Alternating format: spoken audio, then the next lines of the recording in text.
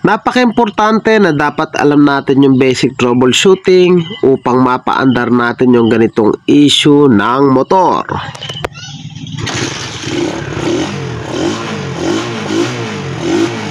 Mga padreng, maraming salamat sa walang sawang pagsubaybay at pagsuporta.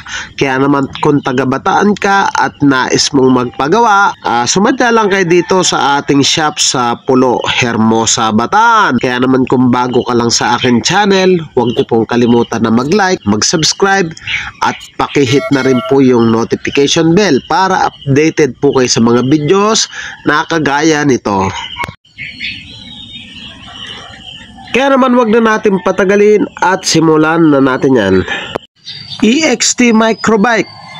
Ang issue ng motor ni boss, tumirik at iniwan na lamang dito upang ipagawa. Sa pagtutroubleshoot ng ganitong issue ng motor mga padreng, dapat hindi natin hinuhulaan yan. Dapat may guide tayo o step by step. Check na muna natin yung kanyang busina. Wala yung kanyang placer. Wala din. So possible na loose yung kanyang susian or putol yung fuse. Paandarin natin.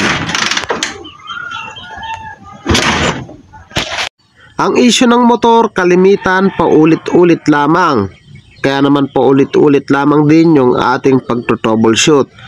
Kalimitan ang ginagawa ko dyan, pag ganyan na ayaw mandar, chinecheck ko na muna kung may kuryente. At sa pagkakataong yan mga idol, may kuryente naman na lumalabas.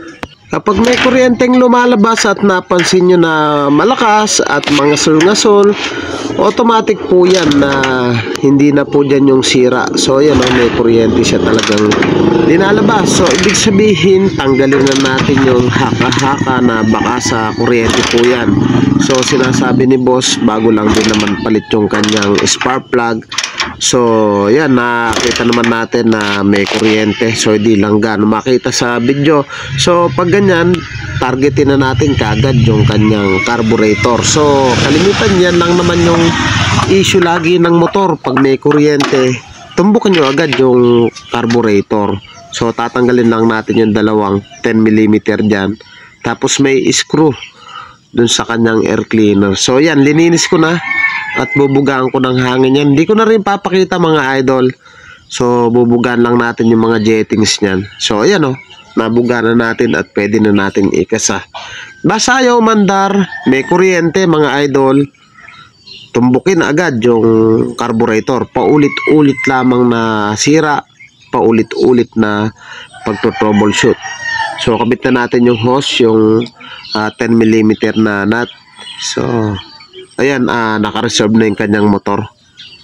So kabit na natin yung hose, tsaka pitin natin ng pa-reserve at itry na nating paandarin yan mga boss. Naligas to.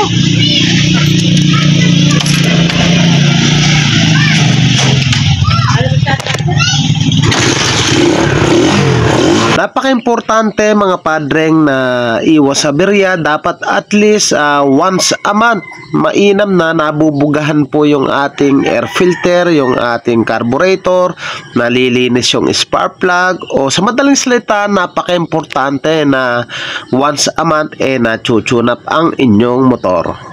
Mga padreng, thank you sa inyo sa walang sawang pagsubaybay at pagsuporta. Sana mapalago pa natin yung ating channel. Thank you po sa inyo. God bless at mabuhay po kayo.